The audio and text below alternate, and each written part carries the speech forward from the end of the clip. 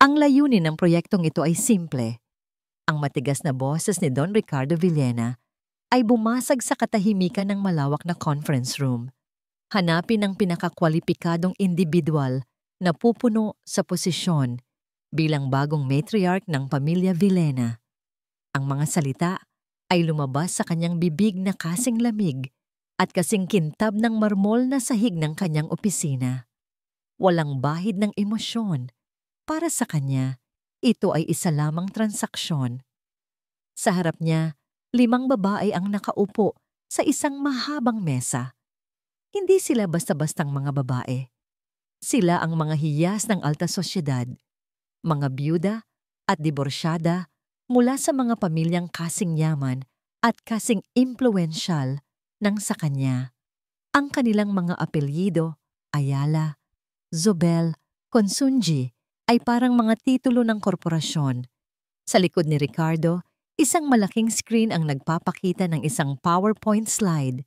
Nakasulat dito sa malalaking itim na letra ang mga salitang Project, New Matriarch. Ang mga qualification ay malinaw. Pagpapatuloy niya habang pinipindot ang isang remote. Lumitaw sa screen ang isang listahan. Dapat ay may malinis na reputasyon, may pinag-aralan mula sa isang kilalang unibersidad, at may kakayahang umunawa sa mga responsibilidad na kaakibat ng pangalang Villena. Tiningnan niya ang mga reaksyon nila. Si Mrs. Montenegro, isang byudang may matalas na tingin, ay tumango na parang sumasang-ayon sa isang business proposal. Ang iba ay nagpakita ng kaunting pagkabigla, ngunit mabilis itong tinago sa likod ng magagalang na ngiti. Alam nilang lahat kung paano maglaro. Para kay Ricardo, ito ang pinakalohikal na solusyon. Halos 1 taon na mula nang pumanaw ang kanyang asawang si Althea. At sa loob ng 1 taon na yon, ang kanyang nag-iisang anak, si Angelo o Ili, gaya ng tawag sa kanya ni Althea, ay unti-unting lumubog sa sarili niyang mundo ng kalungkutan. Sinubukan na ni Ricardo ang lahat, mga pinakamahuhusay na psychiatrist, mga mamahaling laruan, mga bakasyon sa ibang bansa. Ngunit wala. Ang distansya sa pagitan nilang mag-ama ay lumalawak araw-araw. Isang malalim na bangin na hindi kayang punan ng kanyang pera. Kaya't heto siya ngayon, ginagamit ang tanging sandata na alam niya kung paano gamitin ang kanyang talino sa negosyo. Kung ang problema ay isang bakanting posisyon, kailangan itong punan ng pinakamahusay na kandidato. Simple. Biglang isang alaala ang sumagi sa kanyang isipan, ang amoy ng antiseptic sa isang malamig na silid ng ospital, ang mahinang tunog ng heart monitor, ang nanginginig na kamay ni Althea sa loob ng kanyang palad. Ricky, ang bulong nito, ang boses ay halos hangin na lamang. Si Eli. Alagaan mo si Eli. Tumingin siya sa mga mata nito. Mga matang dati puno ng buhay, ngayon ay natatabunan na ng anino ng kamatayan. I will, sagot niya. Ang boses ay matatag. Isang pangako ng isang CEO, hindi ng isang nagdadalamhating asawa. I promise. At para sa kanya ito, ang proyektong ito ay ang pagtupad sa pangakong yon. Ang pagbibigay kay Eli ng isang kumpletong pamilya sa pinakamahusay at epektibong paraan. Naramdaman ni Ricardo ang pag-init ng kanyang mga mata, isang emosyong matagal na niyang ibinaon. Mabilis niya itong iwinaksi. Ang kahinaan ay walang lugar sa mundong ito.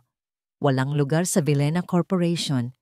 Ang mapipili, pagtatapos niya sa kanyang presentasyon, ang boses ay muling naging matigas. Ay hindi lamang magiging asawa ko. Siya ay magiging isang partner, isang mahalagang asset sa pamilyang ito. Ang return on investment ay ang katatagan ng susunod na henerasyon ng mga Villena. Tumayo siya. Pag-isipan ninyong mabuti ang alok na ito. Magkakaroon ng mga sunod-sunod na interview sa mga darating na linggo. Ang aking assistant ang makikipag-ugnayan sa inyo. Isa-isa silang tumayo at magalang na nagpaalam. Ngunit si Isabela Montenegro ay nagpaiwan. Lumapit ito sa kanya. Ang nangiti ay matamis. Ngunit ang mga mata ay tila nangungusap ng negosyo. Isang napakamodernong diskarte, Ricardo. Sabi nito, I admire your efficiency. Efficiency solves problems, Isabella. Simpleng sagot niya. Indeed, sabi nito, bago tuluyang umalis. Naiwan si Ricardo mag-isa sa conference room. Tiningnan niya ang slide sa screen. Project New Matriarch. Sa unang pagkakataon, parang mali ang mga salitang iyon. Parang isang kasinungalingan.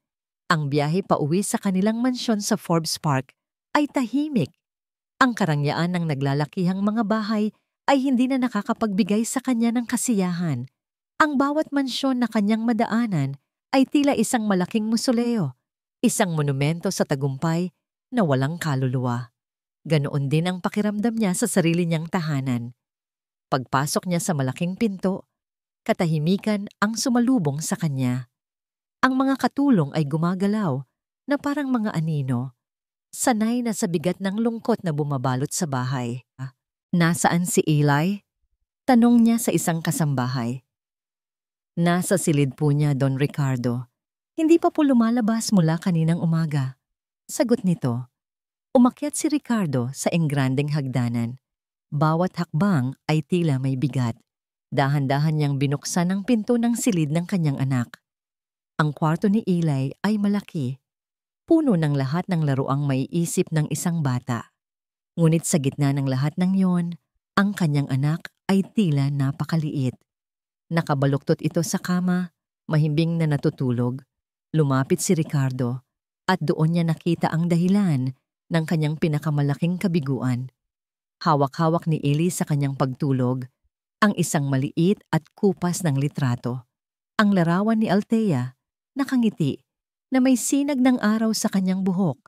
Ang mga daliri ng bata ay mahigpit na nakakapit dito, na para bang ito ang tanging bagay sa mundo na nagbibigay sa kanya ng seguridad.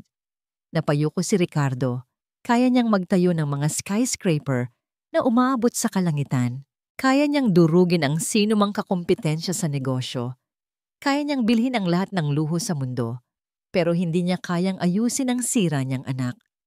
Hindi niya kayang pawiin ang sakit sa puso nito. Hindi niya man lang magawang tingnan siya nito sa mata nang walang bahid ng lungkot.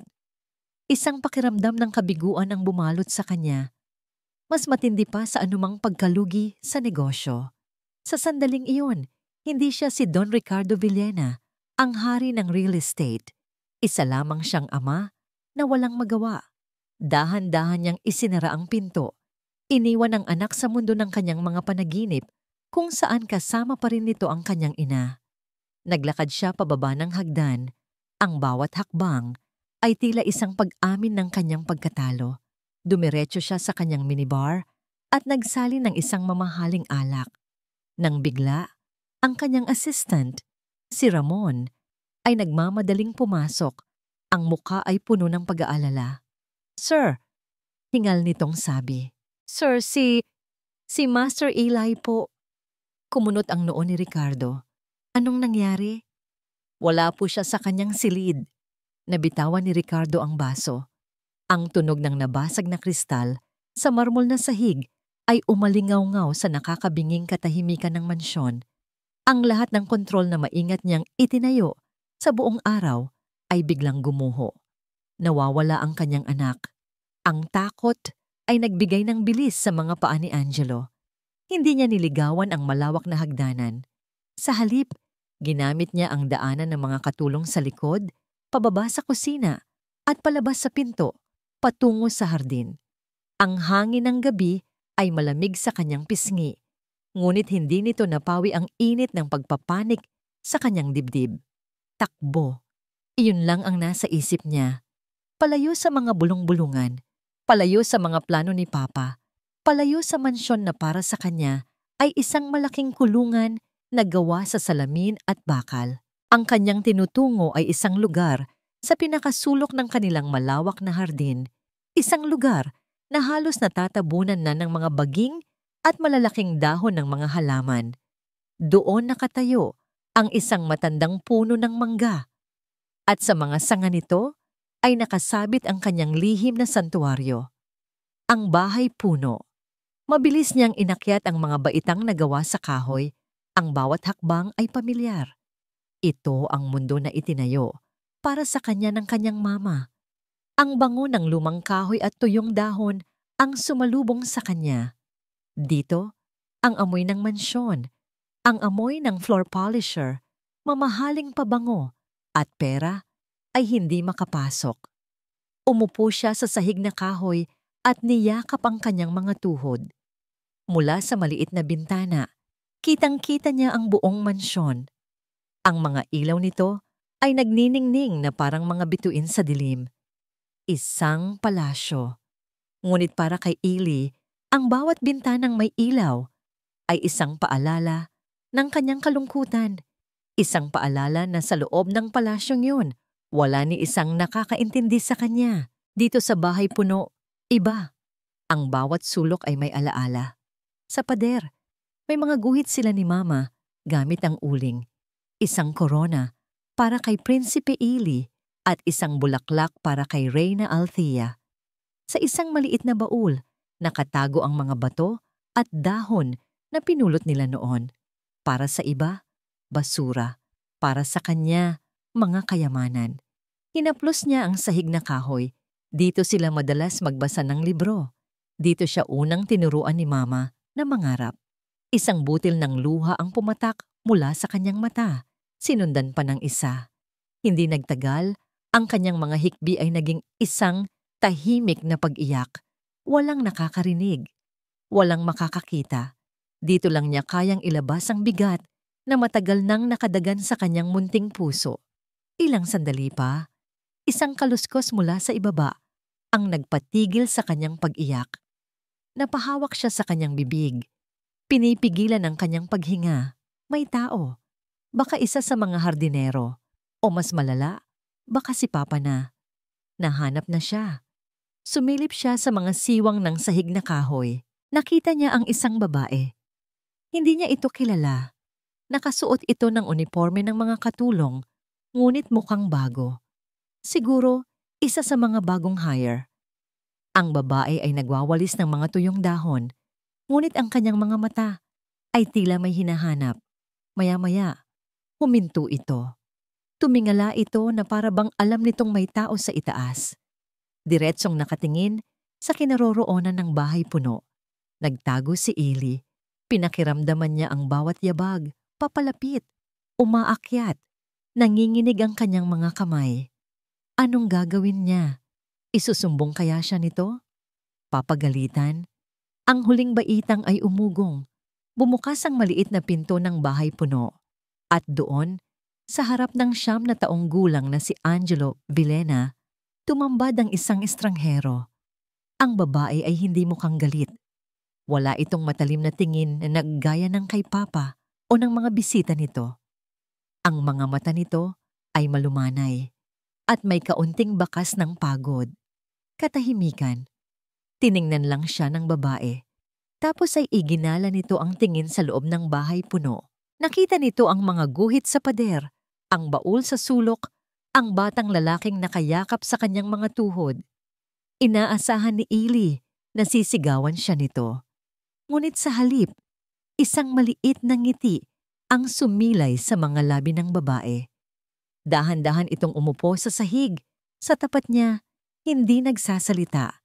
Hindi ito nagtanong ng, anong ginagawa mo rito? O bakit ka nagtatago?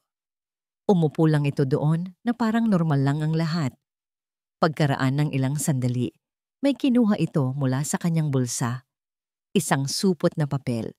Inilabas nito ang isang sandwich. Hinati nito yon sa 2.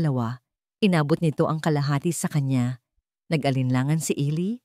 Tiningnan niya ang sandwich, tapos ang mukha ng babae. Si Lyra Reyes, bagamat hindi pa niya alam ang pangalan nito, ay hindi gumalaw. Nakaalok lang ang kamay nito, naghihintay. Wala itong sinabi.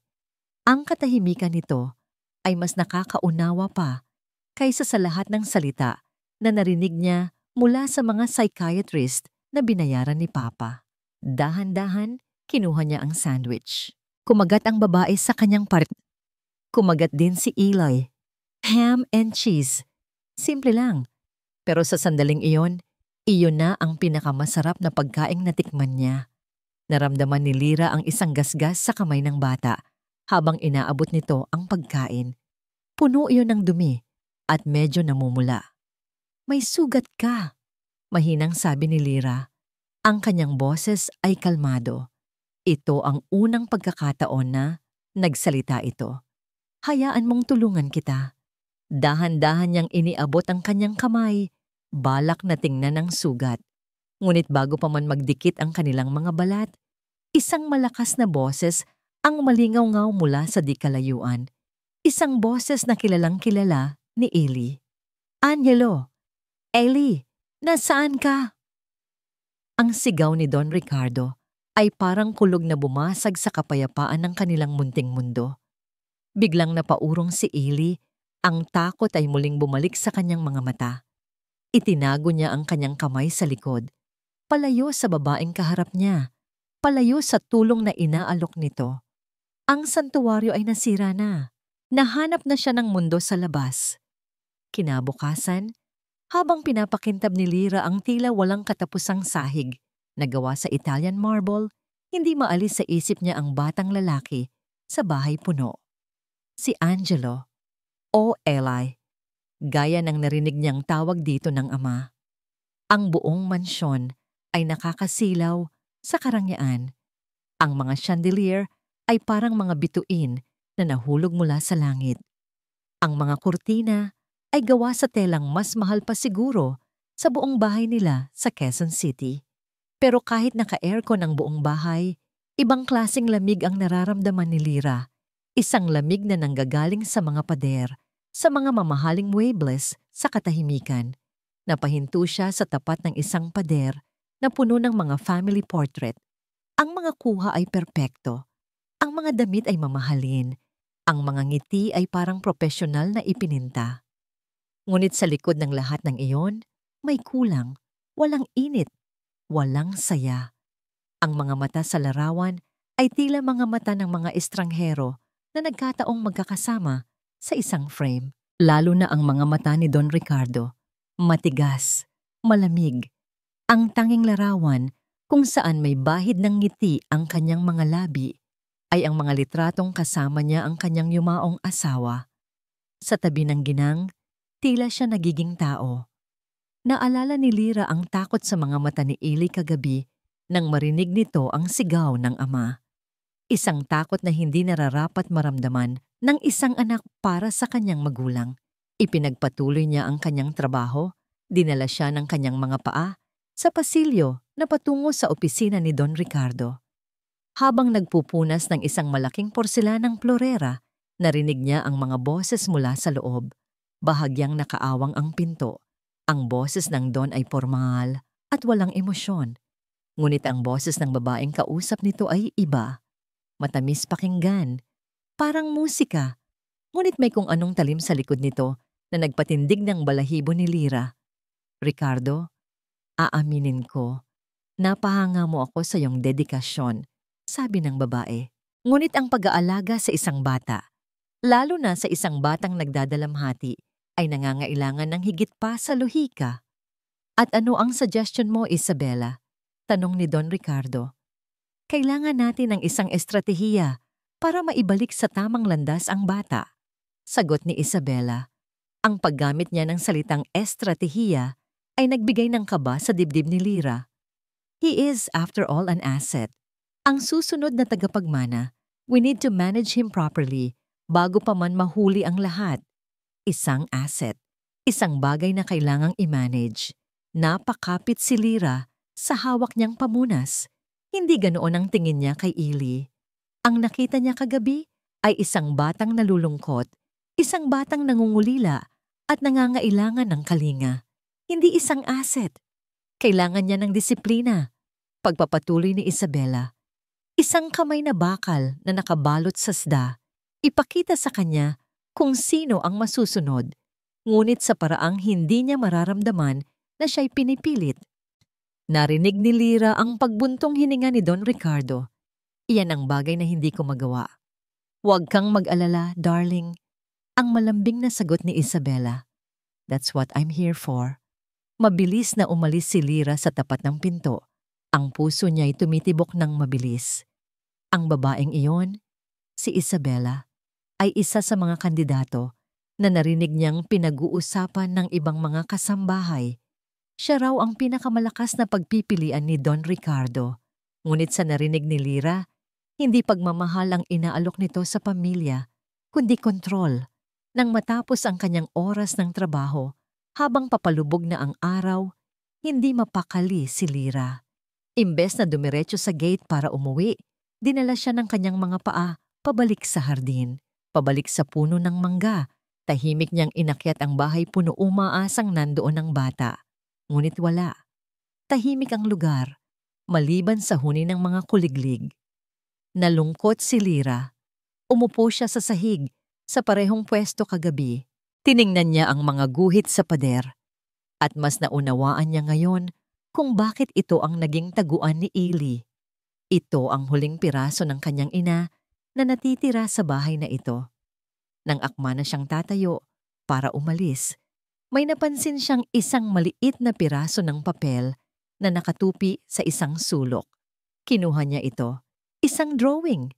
Simple lang ang guhit, gawa ng kamay ng isang bata. Isang malaking smiley face. Sa ilalim nito, may dalawang stick figures na magkahawak kamay. Ang isa ay maliit. Ang isa ay medyo mas malaki. May mahabang buhok. Hindi kailangan ng salita.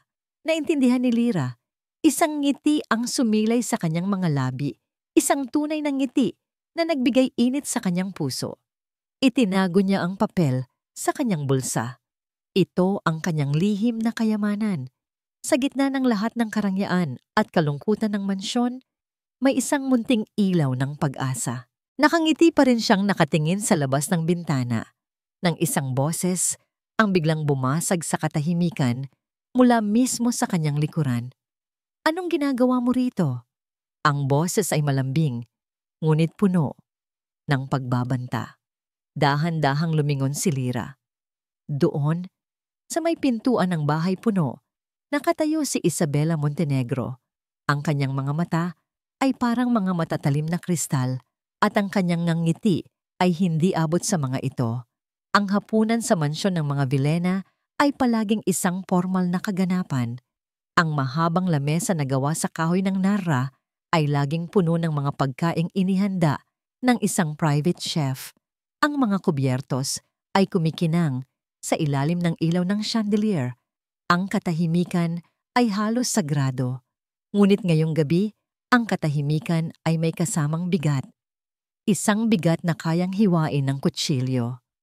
Sa isang dulo ng lamesa ay nakaupo si Don Ricardo. Sa kabilang dulo, si Eli. Sa pagitan nila ay isang malawak na espasyo, isang distansyang sumisimbolo sa agwat ng kanilang mga puso. Kontento si Ricardo. Pagkatapos ng insidente sa bahay puno kagabi, at pagkatapos ng naging pag-uusap nila ni Isabela kanina, mas naging kumbinsido siya na nasa tama siyang landas.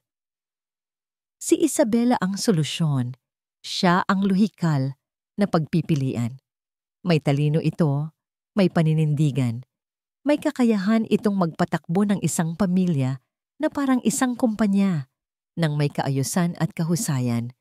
Kailangan lang niyang maipaintindi ito sa kanyang anak. Kumusta ang araw mo sa school, Eli? Simula niya sinisikap na maging magaan ang tono. Hindi tumingin si Eli. Ang atensyon nito ay nasa kanyang plato. Tinutusok-tusok ng tinidor ang isang piraso ng broccoli na para bang yun ang kanyang pinakamalaking kalaban. Hindi sumagot.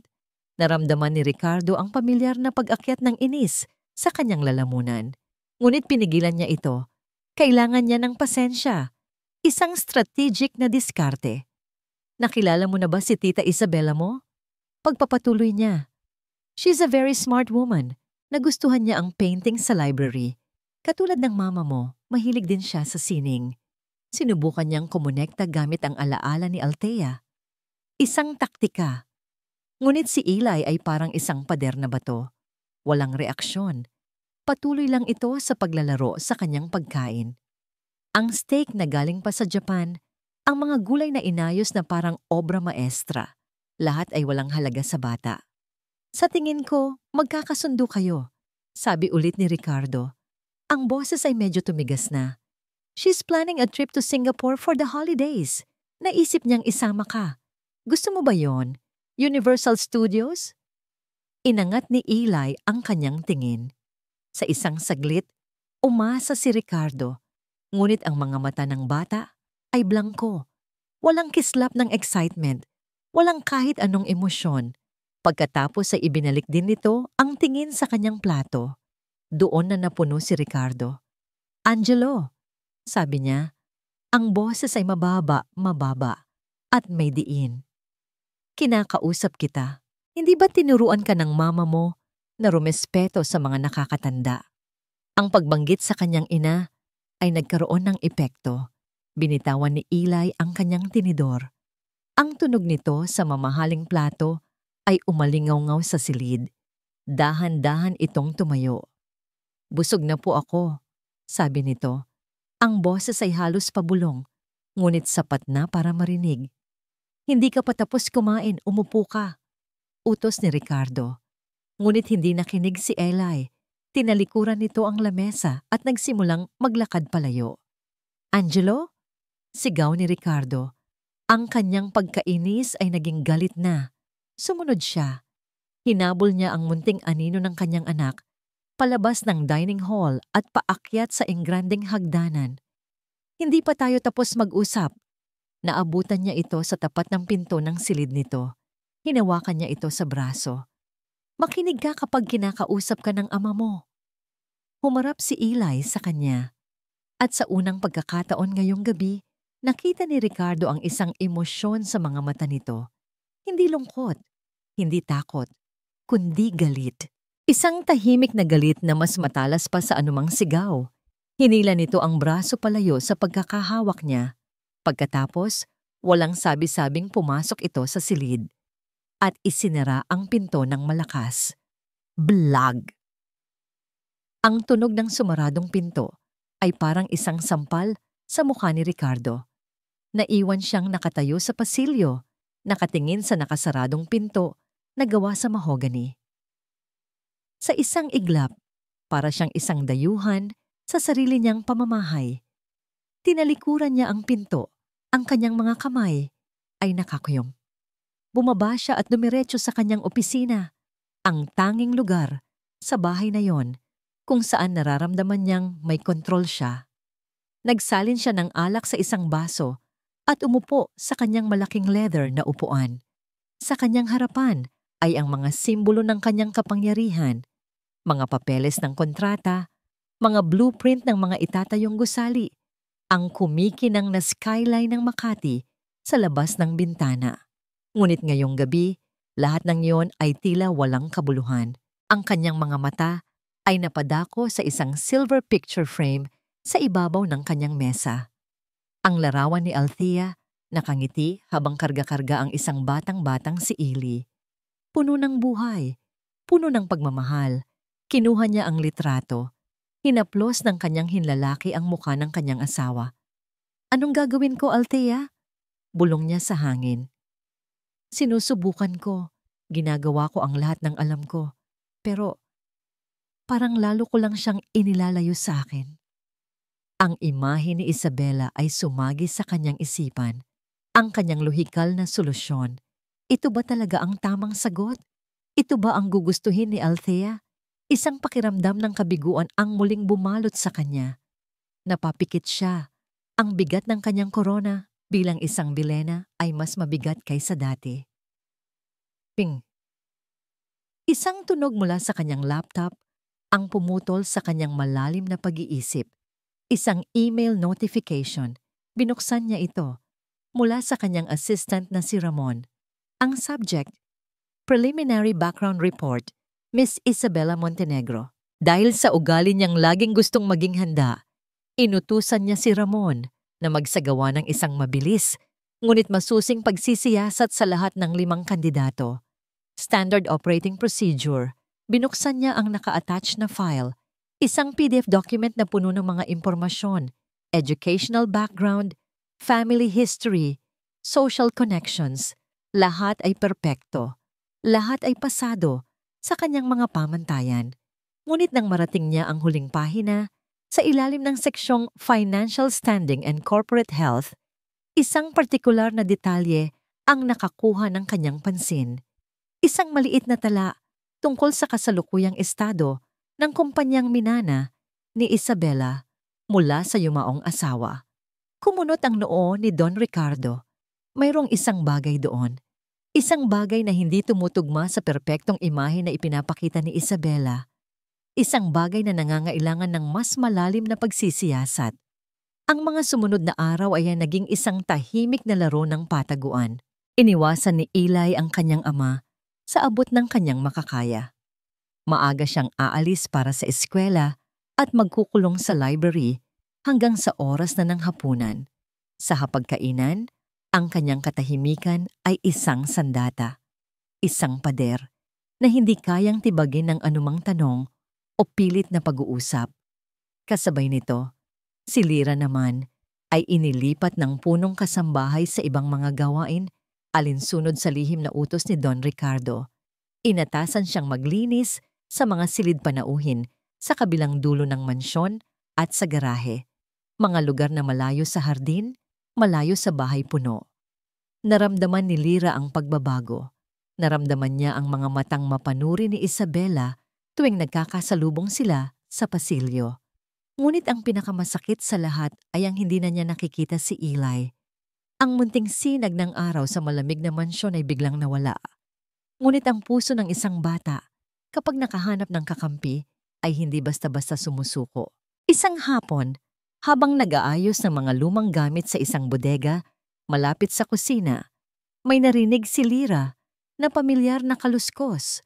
Mula sa ilalim ng bahagyang nakaawang na pinto, isang maliit na piraso ng papel ang isiniksik papasok.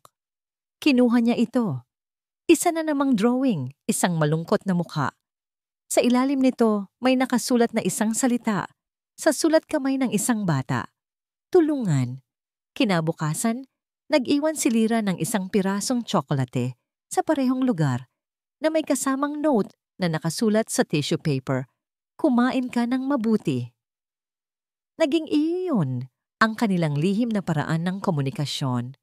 Mga drawing at maikling mensahe na ipinapadaan sa siwang sa ilalim ng pinto ng bodega. Sa pamamagitan ng mga ito, nagpatuloy ang kanilang kakaibang pagkakaibigan. Hanggang sa isang hapon, habang abala ang lahat sa paghahanda para sa isang malaking dinner party na inorganisa ni Isabela, nakahanap ng pagkakataon si Eli. Dahan-dahan siyang tumakas mula sa kanyang tutor at tumakbo papunta sa hardin, papunta sa bahay puno. Sumunod din doon si Lyra, dala-dala ang pag-aalala at pangungulila. Ellie? Mahina niyang tawag habang umaakyat. Nandoon nga ang bata, nakaupo sa sulok. Ngunit sa pagkakataong ito, hindi ito umiiyak. May ginagawa ito. Sa kanyang harapan ay isang lumang laruang robot. Ang paborito niyang laruan na bigay ng kanyang ina. Sira na ito. Isa sa mga braso ay tanggal na. Sinusubukan kong ayusin, sabi ni Eli nang hindi tumitingin. Bigay ito ni Mama. Umupo si Lyra sa tabi niya. Gusto mo? Tulungan kita? Ibinigay ni Eli ang robot. Tiningnan ito ni Lyra. Naalala niya ang kanyang ama na isang karpintero at mahilig magkumpuni ng mga bagay-bagay. May kaunti siyang alam. Sa tingin ko, kailangan lang natin ng tamang pandikit, sabi niya. At siguro isang maliit na tornilyo. Bumaba sila sandali. Naghahanap si Lyra sa lumang toolbox ng hardinero. Nakahanap siya ng pandikit para sa kahoy at plastik. Pagbalik nila, dahan-dahan nilang inayos ang robot. Ang mga daliri ni Lyra ay maingat, habang ang mga mata ni Eli ay puno ng pag-asa. Sa gitna ng kanilang pag-aayos, nagsimulang magkwento si Eli. Lagi kaming naglalaro ni Mama dito. Sabi niya, ang boses ay mahina. Sabi niya, ito raw ang aming spaceship. Pupunta kami sa buwan. Ngumiti si Lyra. Talaga? Anong itsura ng buwan? Maputi at gawa sa keso. Sagot ni Ili at sa unang pagkakataon, isang maliit na ngiti ang sumilay sa kanyang mga labi. Doon na nagsimulang bumukas ang puso ng bata. Ikinuwento niya ang lahat. Ang mga paborito niyang libro na binabasa ni Mama, ang mga kantang kinakanta nito para sa kanya, ang pakiramdam ng yakap nito. Si Lyra ay nakinig lang, hindi siya nagbigay ng payo. Hindi niya sinabing kailangan mong maging matatag. Nakikinig lang siya at sa kanyang pakikinig, naramdaman ni Ili na ang kanyang mga alaala ay ligtas, na ang kanyang kalungkutan ay totoo at katanggap-tanggap. Ikaw, Ate Lyra? Tanong ni Ili. Anong pangarap mo? Natigilan si Lyra. Matagal na mula noong may nagtanong sa kanya niyan. Ako? Dati, gusto kong maging isang nurse. Ikinuwento niya kung paano siya huminto sa pag-aaral para tulungan ang kanyang pamilya nang magkasakit ang kanyang ama. Ikinuwento niya ang tungkol sa kanilang maliit na bahay, ang kanyang mga kapatid. Sabi ng lola ko, magaling daw akong mag-alaga. Sabi niya, mahilig ako sa mga halamang gamot. Tinuruan niya ako kung alin ang para sa lagnat, sa ubo sa sakit ng tiyan. Habang nagkukwentuhan sila, hindi nila namalayan na naayos na nila ang robot. Ang braso nito ay matatag nang nakakabit. Itinaas ito ni Eli. Gumana, sabi niya. Ang boses ay puno ng tuwa. Siyempre, nakangiting sagot ni Lyra. Sa sobrang tuwa, niyakap ni Eli ang robot. Pagkatapos, tumingin siya kay Lyra. Bigla, ibinigay niya ang laruan sa dalaga. Para sa'yo na yan, sabi niya. Ha? Bakit? Paborito mo na to. Gulat na sabi ni Lyra. Okay lang, para maalala mo ako, sabi ni Eli. Pagkatapos, kinuha niya ang isang lumang libro mula sa baul. Isang makapal na medical textbook. Ito rin. Sabi mo gusto mong mag-nurse. Kay Mama to. Sigurado akong gugustuhin niyang basahin mo. Naramdaman ni Lyra ang pag-init ng kanyang mga mata. Isang lumang robot at isang lumang libro. Ngunit para sa kanya, mas mahalaga pa ito kaysa sa lahat ng kayamanan sa loob ng mansyon. Hindi nila alam, mula sa bintana ng library, sa ikalawang palapag, may isang taong nakamasid sa kanila. Si Isabela Montenegro. Nakita niya ang lahat, ang pag-uusap, ang pagtawa, ang pagbibigay ng libro. Itinaas niya ang kanyang cellphone, itinutok ang kamera, at sa isang pindot, nakuha niya ang isang perpektong litrato, ang larawan ng isang hamak na katulong at ng nag-iisang tagapagmana, magkasama, masaya. Isang ngiti ang gumuhit sa kanyang mga labi, isang nangiting malamig at puno ng kalkulasyon. Ito na ang bala na kailangan niya. Ang tanghalian ay inihain sa veranda, kung saan tanaw ang malawak at perpektong inalaga ang hardin. Ang sikat ng araw ay mainit, ngunit ang simoy ng hangin ay may dalang lamig. Si Don Ricardo at Isabela ay magkaharap sa isang mesang gawa sa salamin. Nag-uusap tungkol sa negosyo. Ito ang mundo kung saan komportable si Ricardo. Ang mundo ng mga numero, proyeksyon, at mga kasunduan. The merger would be beneficial for both our companies, sabi ni Isabela, habang eleganteng hinihiwa ang kanyang inihaw na salmon. Vilena Corp's strength in land development and Montenegro Industries' expertise in luxury fittings. It's a perfect match. Tumango si Ricardo. Pinag-aaralan ang mungkahi. May punto si Isabela. Mula sa pananaw ng negosyo, ang pagsasanib-puwersa ay isang matalinong hakbang. Ngunit ang maliit na detalye na nakita niya sa background report ay bumabagabag pa rin sa kanya. Isang bagay na hindi niya pa masabi kung ano. Pagkatapos ng usapang negosyo, dahan-dahang inilipat ni Isabela ang kanilang usapan patungo sa kanyang tunay na agenda. Ricardo, sabi niya, ang kanyang boses ay biglang naging pununo ng pag-aalala. Hinawakan niya ang kamay ni Ricardo na nakapatong sa mesa. Ang kanyang mga daliri ay malamig. Mayroon akong ikinababahala. Tungkol saan? Tungkol kay Ailey. Agad na nakuha ni Isabela ang buong atensyon ni Ricardo. Ito ang kanyang kahinaan. Ito ang susi sa lahat. Nakikita ko kung paano kanya iniiwasan. Malungkot na sabi ni Isabela. At bilang isang ina, alam kong masakit yon. Ngunit meron akong napapansin. Isang bagay na baka hindi mo nakikita dahil masyado kang malapit sa sitwasyon. Ano yon? Tanong ni Ricardo. Ang kanyang noo ay nakakunot na. Inilabas ni Isabela ang kanyang cellphone. Sa isang mahinahon at planadong kilos, ipinakita niya ang litratong kinunan niya kahapon. Ang imahe ay malinaw. Si Ailey, na bihirang ngumiti, ay nakangiti ng malapad habang kausap ang isang babaeng nakasuot ng uniforme ng katulong, si Lyra. Sino yan? Tanong ni Ricardo, bagamat kilala na niya ang mukha. Iyon ang babaeng bago, ang babaeng inutusan niyang ilayo sa kanyang anak. Isa sa mga bagong tagalinis, Lyra yata ang pangalan. Sagot ni Isabela. Ang kanyang tono ay puno ng pekeng pag-aalala. Ricardo, nakikita ko silang laging magkasama. Sa hardin, malapit sa lumang bahay puno. Hindi ko sinasabing may masama siyang intensyon pero isipin mo. Tinitigan ni Ricardo ang litrato, ang nangiti sa mukha ni Ailey. Isang nangiting hindi niya kayang ibigay. Isang kurot ng selos ang kanyang naramdaman na mabilis na naging pagdududa. Ano ang ibig mong sabihin? Darling, mag-isip ka. Bulong ni Isabela, lumapit ng kaunti na parabang nagbabahagi ng isang mapanganib na sikreto. Isang hamak na katulong, bigla na lang naging malapit sa nag-iisang tagapagmana ng imperyo ng mga Villena. Hindi ba't kahina-hinala? Ang mga taong tulad nila, alam mo na, minsan gagawin nila ang lahat para umangat sa buhay.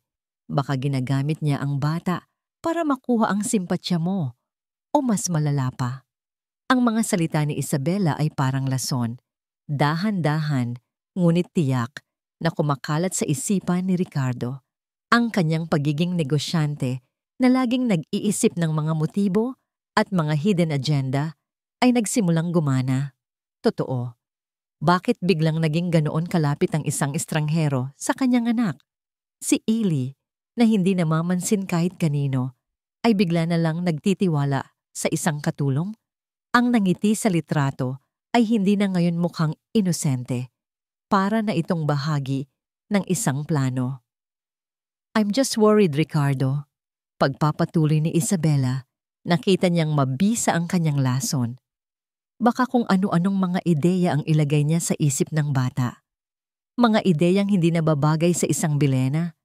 Baka impluwensyahan niya si Ellie laban sa'yo. Iyon na ang huling patak. Ang ideya na mayroong ibang taong sumisira sa relasyon nilang mag-ama, na mayroong naglalagay ng lason sa isipan ni Eli, mas madali itong tanggapin kaysa sa katotohanang siya mismo ang dahilan. Ibinaba ni Ricardo ang kanyang kubyertos. Ang kanyang mukha ay naging kasing tigas ng bato. Naiintindihan ko, sabi niya. Ang kanyang boses ay malamig. Mula sa kanyang kinatatayuan sa veranda, natanaw niya sa di kalayuan si Lyra, nagdidilig ng mga halaman malapit sa fountain. Nakita rin niya si Ailey na papalabas mula sa library. Ang mga mata ay tila hinahanap ang dalaga. Nagtagpo ang tingin ng bata at ng katulong. Ngumiti si Lyra. Kumaway ng bahagya si Eli. Isang simpleng palitan ng pagbati. Ngunit sa mata ni Ricardo, na nababalutan na ngayon ng pagdududa na itinanim ni Isabela, ang eksenang yon ay isang kumpirmasyon ng kanyang mga kinatatakutan. Isang lihim na alyansa, isang pagtataksil. Tinawag niya ang punong kasambahay. Manang Celia, sabi niya nang hindi inaalis ang tingin sa hardin. Po, Don Ricardo? Mula bukas, utos niya, ang boses ay matigas at walang apela. Ibigay mo kay Miss Reyes ang lahat ng gawain sa pinakamalayong bahagi ng mansyon. Sa guest house, Sa likod ng pool, siguraduhin mong hindi na siya mapapadpad sa main house at lalo na sa hardin. Ayokong makita siyang lumalapit o nakikipag-usap sa anak ko. Maliwanag? Masusunod po, sir. Sagot ng matanda. Nagtataka ngunit hindi nagtatanong. Sa kanyang tabi, isang halos hindi mahahalata, ngunit matagumpay na ngiti ang sumilay sa mga labi ni Isabela Montenegro. Ang unang bahagi ng kanyang plano ay nagtagumpay. Ang lason ay gumagana. Ang utos ni Don Ricardo ay parang isang hindi nakikitang pader na biglang itinayo sa pagitan ni Lira at ni Ili. Kinabukasan, gaya ng ipinag-utos, si Lira ay inilipat sa guest house. Isa itong magandang maliit na bahay sa likod ng malaking swimming pool, ginagamit lamang kapag may importanteng bisita mula sa ibang bansa. Madalas, wala itong tao. Ang trabaho niya roon ay malungkot. Naglilinis siya ng mga silid na walang gumagamit. Nag-aayos ng mga kama na walang hihigaan. Ang tanging kasama niya ay ang alingawngaw ng kanyang mga yabag sa makintab na sahig at ang mga huni ng ibon mula sa labas. Ang mansyon na dati abot tanaw niya lang, ngayon ay tila nasa ibang mundo na. Mula sa bintana ng guest house, si Ili ay isang maliit na tuldok na lamang. Kung maswerte siyang masilayan ito. Ang pinakamasakit ay ang mga hapon. Ito ang oras na dati niyang inaabangan. Ang oras ng kanilang lihim na pagkikita sa bahay puno. Ngayon, ang mga oras na yon ay napupuno ng katahimikan at pangungulila. Sinubukan niyang mag-iwan ng mensahe sa ilalim ng pinto ng bodega. Ngunit kinabukasan, naroon pa rin ito, hindi nagagalaw. Maging ang kanilang lihim na daan ng komunikasyon ay pinutol na rin. Isang araw, habang nag-aayos ng mga magazine sa sala ng guest house, binuksan niya ang telebisyon para magkaroon man lang ng kaunting ingay. Isang business channel ang nakabukas. Naglilinis siya, hindi gaanong nakikinig. Nang isang pamilyar na pangalan ang nakakuha ng kanyang atensyon, isang malaking karangalan para sa Vilena Land Holdings Corporation na pangunahan ang proyektong ito. Sabi ng isang reporter sa TV, napatigil si Lira sa kanyang ginagawa. Vilena Land Holdings Corporation. Tinitigan niya ang screen. Nandoon ang logo ng kumpanya. Isang letrang V na eleganteng inistilo na parang isang skyscraper. Ang pangalang iyon, may kung anong kumalabog sa kanyang dibdib. Isang pamilyar na sakit. Isang alaalang matagal na niyang sinubukang ibaon sa limot. Ang mga salitang Vilena Corp ay parang multo mula sa nakaraan. Iyon ang mga salitang madalas niyang marinig sa kanyang ama noon.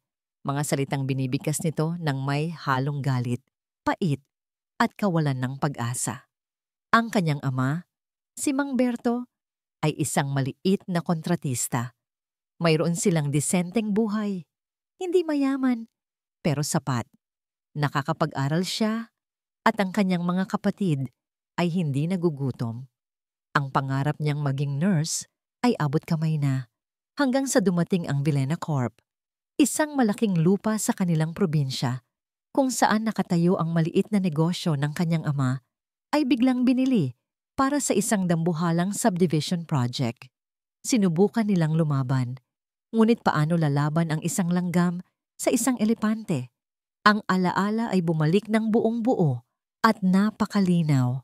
Ang mga gabi kung kailan hindi makatulog ang kanyang ama, nakatingin lang sa kisame.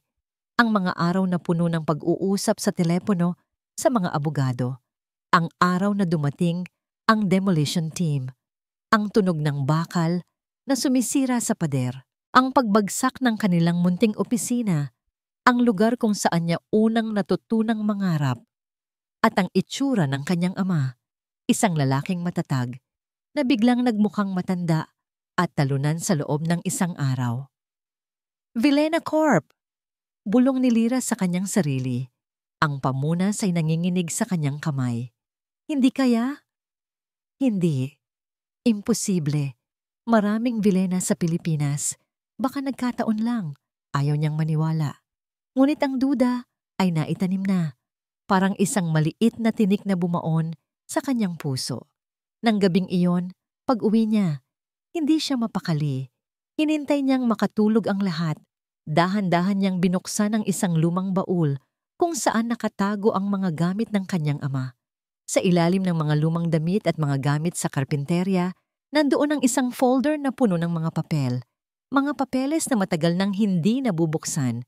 Mga papeles na simbolo ng kanilang pagkatalo.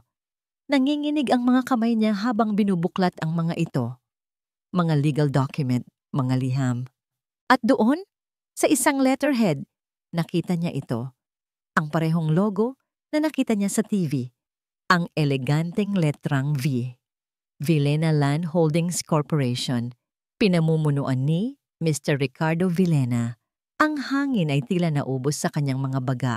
Ang lalaking amo niya ang ama ni Eli. Siya pala ang dahilan. Ang dahilan kung bakit nasira ang pangarap ng kanyang pamilya. Ang dahilan kung bakit kinailangan niyang huminto sa pag-aaral.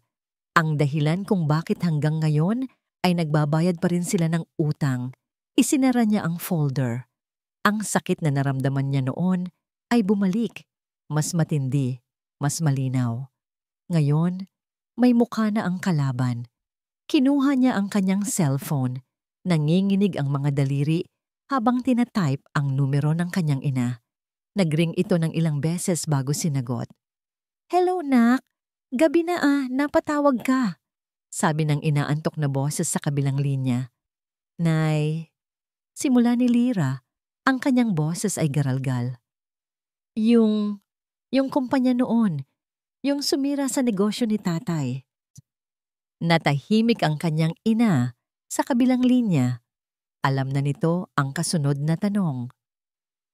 Villena Corp po ba ang pangalan nun? Ang katahimikan ay naging isang mabigat na kumpirmasyon. Pagkaraan ng ilang sandali, sumagot ang kanyang ina. Ang boses ay puno ng pait at lumang sakit. "Oo, anak," sabi nito. "Ang pangalan ng demonyong sumira sa pamilya natin ay Ricardo Villena." Habang si Lyra ay nilulunod ng masakit na katotohanan ng nakaraan, si Isabela Montenegro naman ay abala sa paghabi ng isang mapanlinlang na hinaharap. Para sa kanya, ang pag-aasawa kay Ricardo Villena ay hindi isang usaping puso. Ito ay isang corporate takeover na isinasagawa sa pinakapersonal na paraan. Ang kanyang kumpanya, ang Montenegro Industries, ay malapit nang bumagsak. Ang mga utang ay nagpapatong-patong at ang mga investor ay nagsisimula ng mag-alisan. Ang pagsasanib-puwersa sa Villena Corp ay hindi lang isang magandang ideya. Ito ang kanyang tanging kaligtasan. At si Ricardo, kasama ang kanyang emosyonal na kahinaan na nag-uugat sa anak nito, ang perpektong target. Matagumpay niyang naitanim ang pagdududa sa isipan ni Ricardo laban kay Lyra. Ngayon, oras na para sa ikalawang yugto ng kanyang plano, ang pagpapakita na siya at siya lamang ang karapat-dapat na maging bagong matriarch. "Ricardo, kailangan nating mag-organisa ng isang charity ball." Mungkahi niya isang hapon habang magkasama sila sa opisina nito. "Para sa isang foundation na tumutulong sa mga ulila. It will be good for the company's image at para maipakita rin natin kay Eli ang kahalagahan ng pagtulong sa kapwa." Ginamit na naman niya si Eli, ang magic word. Agad na sumang-ayon si Ricardo. Si Isabela ang namahala sa lahat. Sa loob lamang ng ilang linggo, naorganisa niya ang isang napaka-eleganteng gabi. Ang mga pinakamayayamang pangalan sa Pilipinas ay naroon. Ang media ay nagkalat. Si Isabela sa kanyang mamahaling gown ay nasa tabi palagi ni Ricardo. Parang isang reyna. Perpekto. Ngunit sa likod ng mga ngiti at pagkakamay, ang kanyang isip ay gumagana. "May ipinadala akong regalo para kay Eli sa kanyang silid." Bulong niya kay Ricardo habang abala ang lahat. Ang pinakabagong gaming console, siguradong magugustuhan niya. Tumango si Ricardo, humanga sa pagiging maalalahanin ni Isabela. Hindi niya alam na bago pa man dumating ang regalo, sinabi na ni Isabela sa bata, "This is from me and your papa para ipakita sa'yo na we're a team." Isang maliit na kasinungalingan para unti-unting ipasok sa isip ng bata na sila ay isang unit. Habang nagaganap ang lahat ng ito, may isa pa siyang ginagawa sa dilim. Sa isang maliit at hindi kilalang coffee shop sa Maynila, kinatagpo niya ang isang lalaking may bigote at suot na baseball cap. Ito ang kanyang private investigator. "Anong nakuha mo?" tanong ni Isabela. Walang paligoy-ligoy. Inabot ng lalaki ang isang brown envelope. "Lahat ng kailangan ninyo tungkol sa pamilya Reyes, ma'am." Binuksan ito ni Isabela. Sa loob, naroon ang kompletong kwento. Ang kasaysayan ng maliit na construction company ni Berto Reyes, ang mga detalye ng pagbili ng lupa ng Vilena Corp, ang kaso ng sapilitang pagpapaalis, ang pagkakalubog sa utang ng pamilya, ang pagtigil sa pag-aaral ni Lyra Reyes para magtrabaho. Isang nangiti ang sumilay sa mga labi ni Isabela, isang ngiting malamig at matalim. "Perpekto," sabi niya. Hindi niya inimbestigahan si Lyra dahil sa pagdududa. Alam niyang walang masamang intensyon ang dalaga. Inimbestigahan niya ito dahil alam niyang bawat tao ay may nakaraan at ang nakaraan ay maaring maging isang sandata. Noon, ang plano lang niya ay ilayo si Lyra kay Eli. Ngunit ngayon, may hawak na siyang bomba. Isang katotohanan na kayang sumira, hindi lang sa relasyon ni Lyra sa bata, kundi pati na rin sa tiwala ni Ricardo.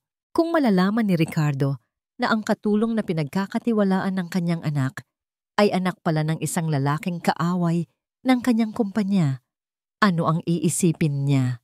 Iisipin niyang lahat ng ito ay isang plano, isang matagal nang binalak na paghihiganti, na si Lyra ay isang ahas na pumasok sa kanyang pamamahay para manuklaw. "Magaling," sabi ni Isabela sa investigador habang inaabutan ito ng isang makapal na sobre ng pera. "Salamat sa iyong serbisyo." Bumalik si Isabela sa kanyang mamahaling kotse. Hawak-hawak ang brown envelope na parang isang tropeo. Ngayon, hawak na niya ang lahat ng baraha. Ang kailangan na lang niya ay ang tamang tiyempo para ilapag ang mga ito sa mesa. Isang pagkakataon kung saan si Ricardo ay pinakamarupok at ang epekto ng kanyang pasabog ay pinakamapanira. Tumingin siya sa kanyang refleksyon sa salamin. Nakita niya ang isang babaeng determinado, isang babaeng hindi papayag na matalo. Sa larong ito ng kapangyarihan at pag-ibig, gagawin niya ang lahat para manalo. At si Lyra Reyes, ang inosenteng tagalinis, ang magiging sakripisyo para sa kanyang tagumpay. Nag-isip siya ng paraan kung paano aksidenteng makikita ni Ricardo ang impormasyong ito. Hindi dapat magmula sa kanya. Dapat ay magmukha itong isang di inaasahang pagkakatuklas. Doon pumasok sa kanyang isip ang isang napakatalinong ideya. Isang ideyang simple ngunit napakabisa. Kumuha siya ng isang mamahaling folder mula sa kanyang briefcase. Maingat niyang inilipat ang mga dokumento tungkol sa pamilya Reyes sa loob nito. Sa cover ng folder, sinulatan niya ng kanyang eleganteng sulat kamay ang isang pangalan, Berto Reyes Construction, Case Review. Kinabukasan, sa kanyang pagbisita sa opisina ni Ricardo sa mansyon, aksidente niyang naiwan ang folder na yon sa ibabaw ng mesa ng Don, sa isang lugar na kitang-kita, sa isang lugar na alam niyang dadaanan at lilinisin ng isang partikular na tao, si Lyra. Ang paglilinis sa opisina ni Don Ricardo ay isa sa mga gawaing pinakainiiwasan ni Lyra, ngunit ito ay parte ng kanyang bagong, limitadong mundo. Bawat bagay sa silid na yon ay paalala ng kapangyarihan ng lalaking sumira sa kanyang pamilya.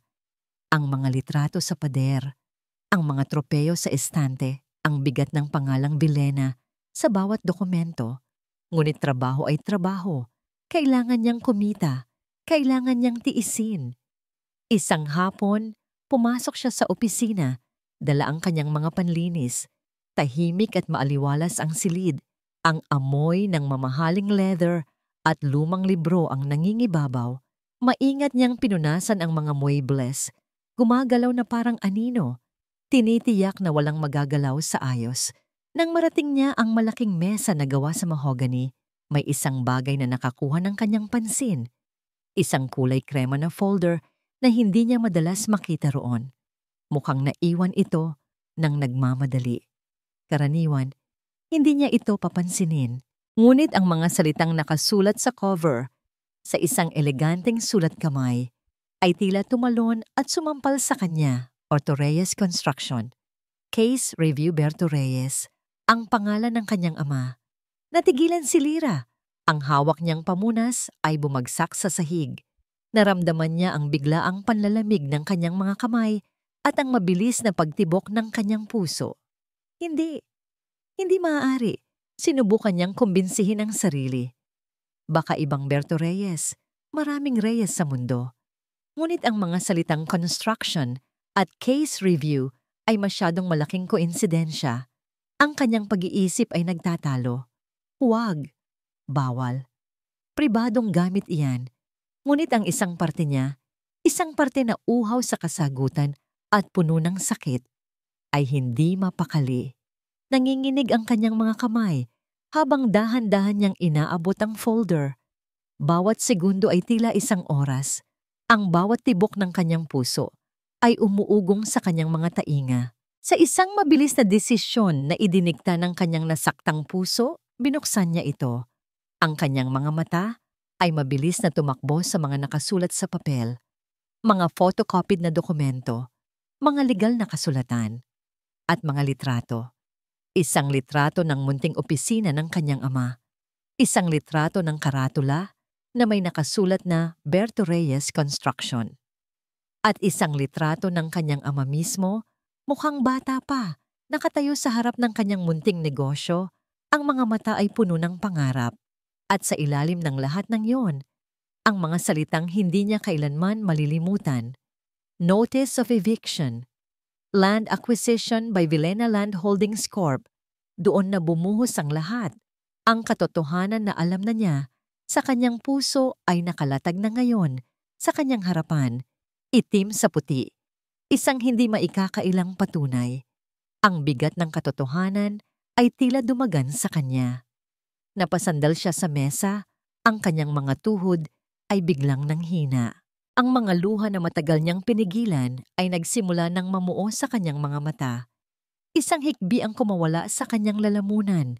Sinundan pa ng isa. Hindi niya napigilan.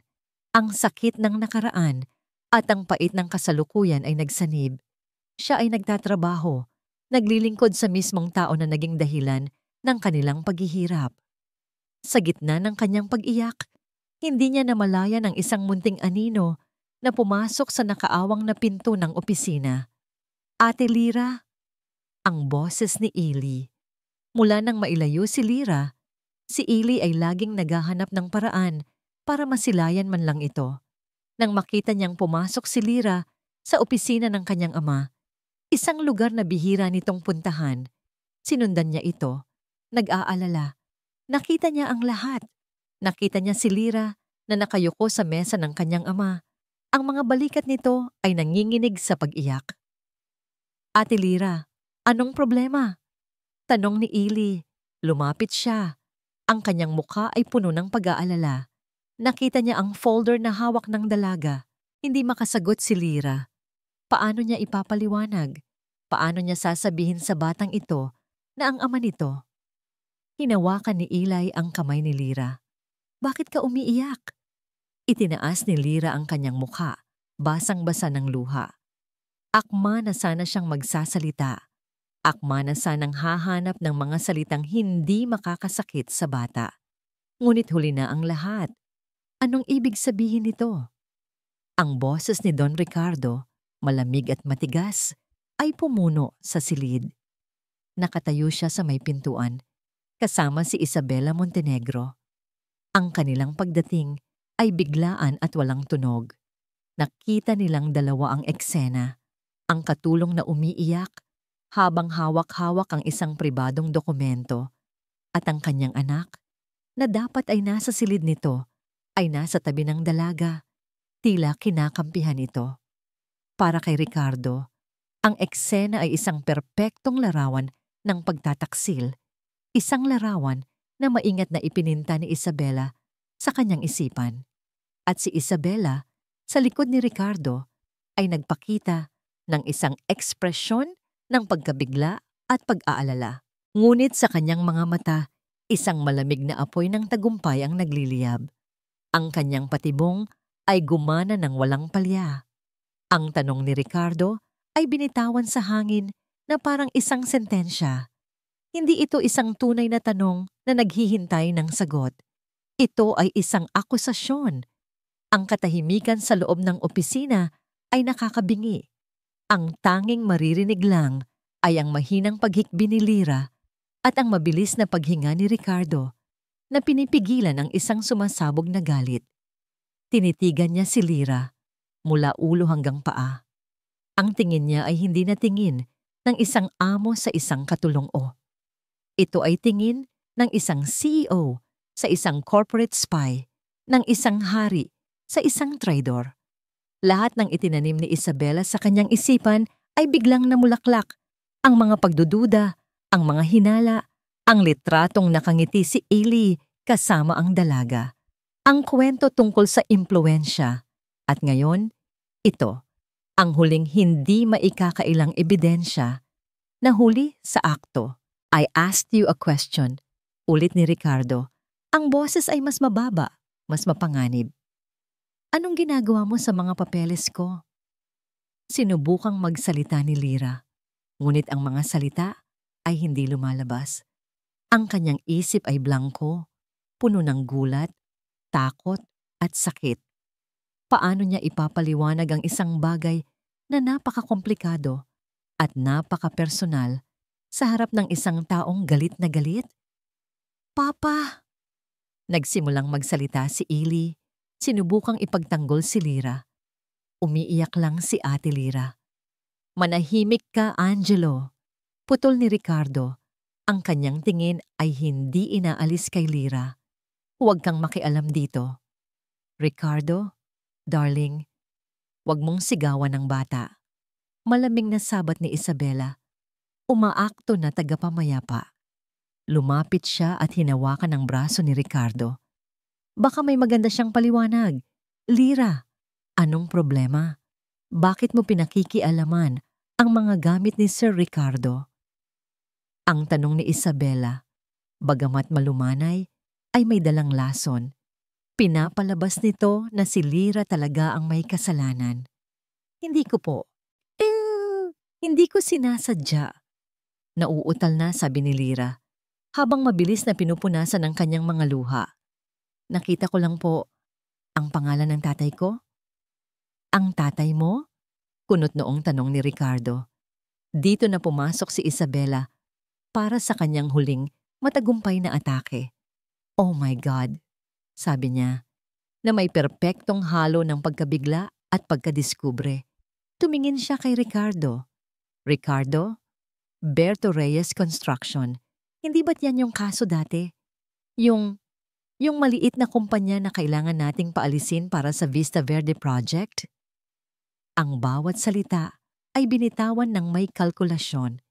Ipinapakita nito na ngayon lang niya naintindihan habang tinitiyak na naiintindihan din ni Ricardo ang lahat. Ang mukha ni Ricardo ay nagbago. Ang galit ay naging isang malamig na realisasyon. Ang lahat ng piraso ng puzzle ay biglang nagkabit-kabit sa kanyang isipan.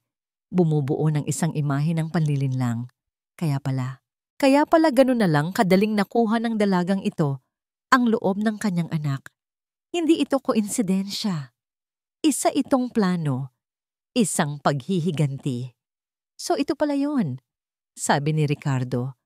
Ang kanyang boses ay walang emosyon na mas nakakatakot pa kaysa sa pagsigaw. Pumasok ka sa pamamahay ko. Nakuha mo ang tiwala ng anak ko para lang makapaghiganti? Hindi po. Hindi po totoo yan. Desperadong sabi ni Lyra. Ngayon ko lang po nalaman ang lahat. Isang sinungaling. Sigaw ni Ricardo. Ang kanyang kontrol ay tuluyan nang nawala. Nahuli na kita. Huwag ka nang magpanggap. Isa kang espiya. Isang ahas. Papa, wag. Sigaw ni Ailey. umiiyak na ngayon. Sinasubukang pumagitna sa kanila. Mabait si Ate Lira. Ngunit hindi na nakikinig si Ricardo. Ang nakikita lang niya ay ang pagtataksil. Ang sakit ng pag-iwas ng kanyang anak ay isinisisi niya ngayon lahat sa babaeng nasa harap niya. Mas madaling manisi ng iba kaysa harapin ang sariling pagkukulang. "Umalis ka," sabi ni Ricardo. Ang mga salita ay kasing talim ng kutsilyo. "Po?" Hindi makapaniwalang tanong ni Lira. "Sabi ko, umalis ka." Sigaw niya. "Get out of my house. You're fired. Huwag na huwag ka nang magpapakita sa akin o sa anak ko, kahit kailan." Tinawag niya ang mga gwardya. Ang lahat ay nangyari ng napakabilis. Hinawakan ng 2 unipormadong gwardya, si Lira, sa magkabilang braso. "Hindi po. Sir, pakiusap. Pakinggan niyo po muna ako." Pagmamakaawa ni Lira habang siya ay kinakaladkad palabas ng opisina. "Ate Lira." Humahagulgol na sigaw ni Eli. Sinusubukang habulin siya. Ngunit pinigilan siya ni Ricardo. Hinawakan niya ng mahigpit ang kanyang anak. "Hayaan mo siya, Eli. Isa siyang masamang tao," sabi ni Ricardo sa nanginginig na anak. Ngunit ang mga mata ni Eli ay puno ng galit at sakit. Nakatingin hindi kay Lira, kundi sa sarili niyang ama. Mula sa pasilyo, naririnig pa rin ni Lira ang iyak ng bata. Iyon ang pinakamasakit sa lahat. Ang tunog ng paghihirap ng isang munting kaibigan na hindi niya kayang tulungan. Nang makarating sila sa malaking pinto, itinulak siya ng mga gwardiya palabas. Ang mabigat na pinto na gawa sa kahoy ay sumarado ng malakas sa kanyang likuran. Ang tunog ay ang pagsasara ng isang kabanata. Ang pagtatapos ng lahat. Naiwan si Lira sa labas ng malaking gate. Walang dala kundi ang kanyang bag at ang durog niyang puso. Sa likod niya, ang mansyon ay nakatayo na parang isang malamig na monumento ng inhustisya. Sa loob, naiwan ang isang batang lalaking na wala ng kaisa-isang kakampi. Sa tabi ni Ricardo, inilagay ni Isabela ang kanyang kamay sa balikat nito. "I'm so sorry you had to go through that, Ricardo," sabi niya. Ang kanyang boses ay puno ng simpatya. Ngunit sa loob-loob niya, siya ay nagbubunyi. Sa wakas, lahat ay nawala na sa landas. Lahat ay nasa kanya ng kontrol. O iyon ang akala niya. Dahil sa loob ng opisina, si Eli, na hawak pa rin ng kanyang ama, ay tumingala. Ang kanyang muka ay basang-basa ng luha, ngunit ang kanyang mga mata ay hindi na mga mata ng isang malungkot na bata. Ang mga iyon ay mga mata ng isang taong nasaktan ng lubusan, isang taong handa ng lumaban. Tumingin siya ng diretso sa kanyang ama. "I hate you," sabi niya. Ang bawat salita ay binitawan ng may bigat at galit. "Ayaw ko na sa'yo, Papa." Ang mga salitang iyon, para kay Ricardo, ay mas masakit pa sa anumang pagkalugi sa negosyo. Mas matalas pa sa anumang pagtataksil. Iyon ang tunog ng pagguho ng kanyang mundo. 28:35. Ang mga salitang binitawan ni Eli ay hindi lang basta salita ng isang batang nagtatampo. Ang mga yon ay parang mga basag na salamin na tumusok ng direkta sa puso ni Ricardo. Pagkatapos ng eksena sa opisina, tumakbo si Eli papasok sa kanyang silid. Muli, ang pinto ay isinara ng malakas. Ngunit sa pagkakataong ito, may kasama itong tunog ng pag-lock. Isang pisikal na harang na sumisimbolo sa tuluyan ng pagsasara ng puso ng bata. Sinubukan ni Ricardo na kumatok. Una, mahina. Pagkatapos, malakas. "Eli, buksan mo ang pinto. Mag-usap tayo." Walang sagot. "Angelo, I said open the door." Sigaw niya. Ang kanyang boses ay naghahalo ng galit at desperasyon. Ang tanging sagot na natanggap niya ay isang nakakabinging katahimikan. Lumipas ang mga oras. Dumating ang gabi. Hindi lumabas si Eli para sa hapunan. Ang mga katulong ay nag-iwan ng pagkain sa labas ng kanyang pinto, ngunit hindi ito ginalaw. Si Ricardo ay hindi rin mapakali. Nagpabalik-balik siya sa kanyang opisina, sinusubukang ilibang ang sarili sa trabaho. Ngunit ang mga numero sa kanyang computer screen ay walang kahulugan. Ang mga salita ni Ellie, "I hate you. Ayaw ko na sa'yo, Papa," ay paulit-ulit na umuugong sa kanyang isipan. Isang sirang plaka ng kanyang pinakamalaking kabiguan. Si Isabela ay sinubukang pagaanin ang kanyang loob. "Hayaan mo muna siya, Ricardo. Bata lang yan. Lilipas din ang galit niya." Ngunit sa kauna-unahang pagkakataon, ang mga salita ni Isabela ay tila walang epekto. Mayroong kakaiba sa galit ni Iling ngayon. Hindi ito tulad ng dati. Ito ay mas malalim, mas totoo. Kinaumagahan, walang nagbago. Nakalak pa rin ang pinto. Sa wakas, hindi na natiis ni Ricardo. Kumuha siya ng duplicate key. Pumasok siya sa silid. Handa nang magalit. Handa nang magbigay ng leksyon. Ngunit ang nakita niya ay nagpatigil sa kanya. Hindi nagwawala si Ellie. Hindi siya umiiyak. Nakaupo lang siya sa tabi ng bintana. Nakatingin sa labas. Patungo sa direksyon ng bahay puno. Ang kanyang mukha ay kalmado. Ngunit isang kalmadong nakakatakot. Ang kanyang mga laruan, pati na ang bagong gaming console na bigay ni Isabela, ay hindi ginalaw. "Eli," mahinang sabi ni Ricardo. Dahan-dahang lumingon ang bata. Walang bakas ng luha, walang bakas ng takot. Tumingin siya sa kanyang ama na para bang tumitingin sa isang estranghero. "Aalis na ako," sabi ni Ellie. Ang kanyang boses ay simple at pinal. "Anong ibig mong sabihin?" "Ayoko na dito," sagot ng bata. "Pupunta ako kay lolo sa probinsya." "Hindi. Hindi ka aalis. Ako ang ama mo.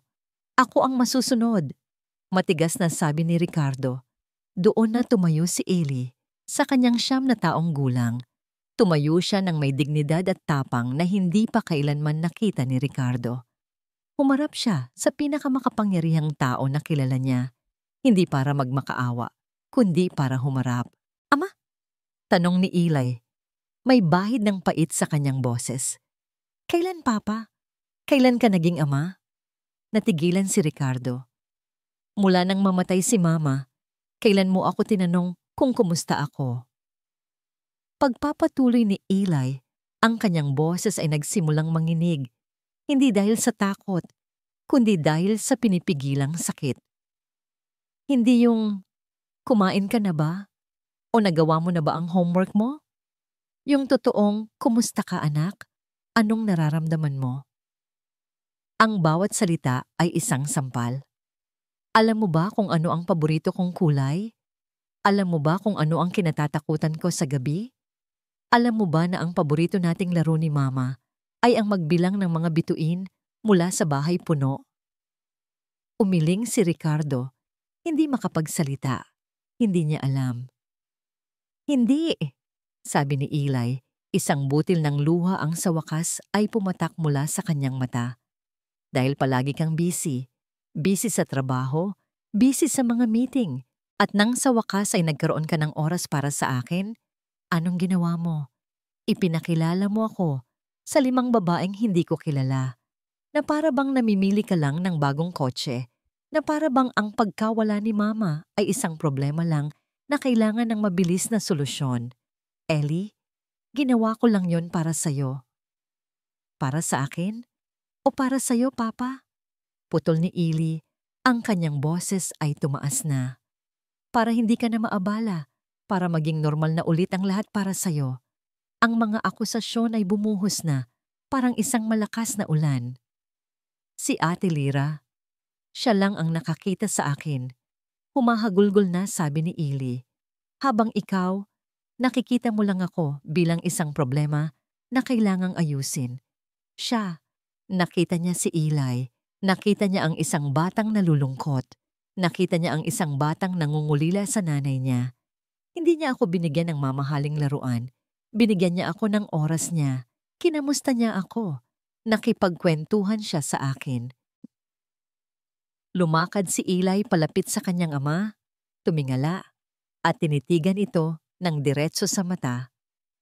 Pinalayas mo siya, Pinalayas mo ang nag-iisang tao sa buong bahay na ito na nagparamdam sa akin na hindi ako nag-iisa. Napaurong si Ricardo. Ang bigat ng bawat salita ay dumudurog sa kanya. Ang lahat ng kanyang luhika, lahat ng kanyang yaman, lahat ng kanyang kapangyarihan, lahat ay walang silbi sa harap ng purong sakit ng kanyang anak. Nakita niya sa wakas, hindi si Lyra ang sumira sa kanila. Matagal na silang sira. Si Lyra ang naging salamin na nagpakita kung gaano kalaki ang lamat sa pagitan nilang mag-ama. Siya ang pamilya ko. Pagtatapos ni Ailey, ang kanyang boses ay basag na. At pinalayas mo siya. Pagkatapos noon, tinalikuran na siya ni Ailey. Bumalik ito sa pagkakaupo sa tabi ng bintana. Muling tumingin sa labas, na para bang tapos na ang usapan, na para bang wala nang natitira pang sasabihin. Naiwan si Ricardo na nakatayo sa gitna ng silid. Wasak. Ginapi. Sa unang pagkakataon sa kanyang buhay, naramdaman niyang wala siyang kontrol. Wala siyang solusyon.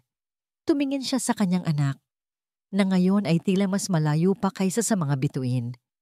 Pagkatapos, ang kanyang tingin ay napadpad sa folder na nasa ibabaw pa rin ng kanyang mesa sa opisina. Ang folder na may pangalan ng ama ni Lyra. Isang bagong pagdududa ang nagsimulang mabuo sa kanyang isipan. Isang pagdududa na hindi na tungkol kay Lyra, kundi tungkol sa sarili niyang mga desisyon at sa perpektong tiyempo ng mga pangyayari.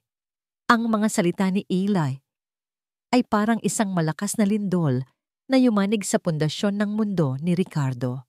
Lahat ng kanyang pinaniniwalaan, lahat ng kanyang mga desisyon ay biglang naging questionable. Pagkatapos ng kanilang komprontasyon, lumabas si Ricardo sa silid ng anak na parang ibang tao. Ang dating kumpiyansa sa kanyang mga mata ay napalitan ng isang malalim na pag-aalinlangan. Ang dating matigas na tindig ay tila bahagyang nangayayamot. Hindi na niya pinansin si Isabela na naghihintay sa kanya sa sala. Dumiretso siya sa kanyang opisina at isinara ang pinto. Umupo siya sa kanyang upuan, ngunit hindi niya tiningnan ang mga papeles ng negosyo. Sa halip, ang kanyang mga mata ay nakatuon sa folder ni Berto Reyes, ang ebidensya ng pagtataksil ni Lyra. Ngunit ngayon, tinitingnan niya ito sa ibang liwanag. Siya lang ang nakakita sa akin. Pinalayas mo ang nag-iisang tao sa buong bahay na ito na nagparamdam sa akin na hindi ako nag-iisa. Kinuha niya ang folder. Binasa niya itong muli. Ngunit sa pagkakataong ito, hindi bilang isang prosekutor na naghahanap ng kasalanan, kundi bilang isang taong naghahanap ng katotohanan. Ang petsa ng eviction, ang mga legal na abiso, lahat ay nangyari mahigit 10 taon na ang nakalipas. Si Lyra ay isang bata pa lamang noon, marahil kaedad ni Ellie ngayon. Posible nga kayang nagkataon lang ang lahat? Posible kayang ang galit niya na sinulsulan ni Isabela ang bumulag sa kanya? Ang tanong na yon ay umikot-ikot sa kanyang isipan. At kasama nito, isa pang tanong, paano eksaktong napunta ang folder na yon sa ibabaw ng kanyang mesa, sa isang perpektong lugar para aksidenteng makita? Naalala niya, si Isabela ang huling pumasok sa kanyang opisina bago ang insidente. Isang malamig na pakiramdam ang gumapang sa kanyang likuran. Kinuha niya ang kanyang telepono. Tinawagan niya ang kanyang pinakapinagkakatiwalaang tao, ang kanyang assistant na si Ramon. "Ramon," sabi niya, ang kanyang boses ay seryoso. "May ipapagawa ako sa iyo, isang bagay na napaka-importante at kumpidensyal." "Ano po iyon, sir?" "Gusto kong imbestigahan mo si Isabela Montenegro. Lahat. Ang kanyang personal na buhay, ang kanyang mga koneksyon, at lalo na ang tunay na kalagayan ng Montenegro Industries. Gusto kong malaman ang lahat hanggang sa pinakamaliit na detalye at gusto ko ang resulta sa lalong madaling panahon." "Masusunod po, sir." "Isa pa," dagdag ni Ricardo. Hanapin mo ang lahat ng files natin tungkol sa kaso ng Berto Reyes Construction. Gusto kong malaman kung sino ang in charge sa field operations noon. Gusto kong malaman kung dumaan ba sa tamang proseso ang lahat. Pagkatapos ng tawag, sumandal si Ricardo sa kanyang upuan. Ito ang unang pagkakataon na ginamit niya ang kanyang kapangyarihan at yaman hindi para sa negosyo, kundi para sa isang personal na paghahanap ng katotohanan. Habang hinihintay ang mga resulta, ang mansyon ay naging mas malamig at mas tahimik kaysa dati. Si Eli ay nanatili sa kanyang silid. Lumalabas lamang para kumuha ng pagkain kapag siguradong walang tao sa paligid. Si Ricardo ay nagkulong sa kanyang opisina at si Isabela na nakakaramdam ng pagbabago sa ihip ng hangin ay sinubukang ibalik ang dating init, ngunit ang bawat pagtatangka niya ay sinalubong ng isang malamig na pader. Makalipas ang 2 araw, dumating si Ramon. Dala niya ang isang makapal na folder, ang muka ay seryoso. "Sir, narito na po ang mga impormasyong ipinahanap ninyo." Inilatag ni Ramon ang mga dokumento sa mesa. Una, ang tungkol sa kaso ni Berto Reyes. Lumabas sa investigasyon na bagamat legal ang pagbili ng lupa, ang manager na namamahala noon ay gumamit ng pananakot at underhanded tactics para mapabilis ang pagpapaalis sa mga maliliit na negosyante, isang bagay na hindi nakarating sa kaalaman ni Ricardo. May mga ulat ng paninira ng kagamitan bago pa man ang mismong araw ng demolisyon. Napakuyom si Ricardo ng kanyang kamao. Ang kanyang pangalan ay nadungisan ng hindi niya nalalaman. Pagkatapos, ang pinakamabigat na revelasyon, ang tungkol kay Isabela. Ang Montenegro Industries ay hindi lang nalulugi. Lubog na ito sa utang, isang malaking pautang mula sa isang bangko sa Singapore ay malapit ng mag-due at wala silang pambayad. Ang pagsasanib puwersa sa Villena Corp ay hindi isang partnership. Ito ay isang desperation move. Isang bailout. At ang huling ebidensya, ang alas ni Ramon. "Sir, may nakuha po kaming impormasyon mula sa isang source sa loob ng law firm ni Miss Montenegro," sabi ni Ramon, habang inaabot ang isang maliit na voice recorder. Ito po ay isang pag-uusap sa pagitan niya at ng kanyang abogado na record ng hindi sinasadya ng isang junior associate. Pinindot ni Ricardo ang play. Ang boses ni Isabela, malinaw at walang bahid ng pag-aalinlangan, ang pumuno sa silid. "The prenuptial agreement is a bit tricky, but I can handle Ricardo. He's blinded by his own grief and his problems with the boy. Ang kailangan ko lang ay ang pirma niya sa marriage contract. Once na makapasok ako sa pamilya, magkakaroon ako ng access sa Villena board. Madali ko nang mapapasok ang merger. At kapag nangyari yon, ang buong Villena Corp ay mapupunta sa aking mga palad." Click! Pinatay ni Ricardo ang recorder. Katahimikan. Ang katotohanan ay nakalatag na sa kanyang harapan. Isang malamig, brutal, at hindi maikakailang katotohanan. Hindi siya isang biktima ng isang mapaghiganting katulong. Siya ay naging isang tanga. Isang laruan sa kamay ng isang desperada at mapanlinlang na babae. Ginamit nito ang kanyang anak, ang kanyang kalungkutan, ang kanyang pagiging ama, laban sa kanya. At si Lyra, isang inosenteng dalaga na nasagasaan na noon ng kanyang kumpanya, ay muling nasagasaan sa pagkakataong ito ng kanyang personal na kahangalan. Isang klase ng galit ang umakyat sa kanyang pagkatao. Ngunit hindi ito ang mainit na galit na naramdaman niya para kay Lyra. Ito ay isang malamig, matatalas, at nakamamatay na galit. Ang galit ng isang hari na natuklasang may ahas sa loob ng kanyang palasyo. Tumayo siya. Kinuha niya ang kanyang cellphone. "Ramon," sabi niya, ang kanyang boses ay kalmado na nakakatakot. "Tawagan mo si Miss Montenegro. Sabihin mong may emergency meeting tayo. Dito. Ngayon na. At hanapin mo si Lyra Reyes. Sabihin mo sa kanya na kailangan ko siyang makausap." Pakiusapan mo siya. Kung kinakailangan, lumuhod ka. Kailangan niyang pumunta rito. Ang huling paghaharap ay magsisimula na. Ang pagbabalik sa mansyon ng mga Villena ay isa sa pinakamahirap na bagay na ginawa ni Lyra sa kanyang buhay. Matapos siya nang palayasin, bumalik siya sa kanilang munting bahay. Dala ang kahihiyan at isang durog na puso. Ikinuwento niya ang lahat sa kanyang ina, na yumakap sa kanya ng mahigpit. Tama na yan, anak. Hindi natin kailangan ng pera na galing sa kanila, sabi ng kanyang ina. Kaya't nang dumating si Ramon, ang assistant ni Don Ricardo, sa kanilang pintuan, handa na si Lyra na tumanggi. Ngunit ang pakiusap sa mga mata ng lalaki ay kakaiba. Hindi ito utos ng isang amo. Ito ay pakiusap ng isang taong may dalang mahalagang mensahe. Miss Lyra, pakiusap po, sabi ni Ramon. Kailangan po kayo ni Don Ricardo. Para po sa katotohanan, para po kay Ellie. Ang pangalan ng bata ang nagpabago sa isip niya. Si Ellie. Sa kabila ng lahat ng sakit, ang pag-aalala niya para sa bata ay nangingibabaw pa rin. Kaya't heto siya ngayon, muling naglalakad sa makintab na sahig ng mansyon. Ngunit sa pagkakataong ito, hindi bilang isang katulong na nakayuko, kundi bilang isang babaeng may daladalang dignidad, handang harapin ang mga taong nagkasala sa kanya. Dinala siya ni Ramon sa sala, at doon, naghihintay ang lahat. Si Don Ricardo, nakatayo malapit sa bintana.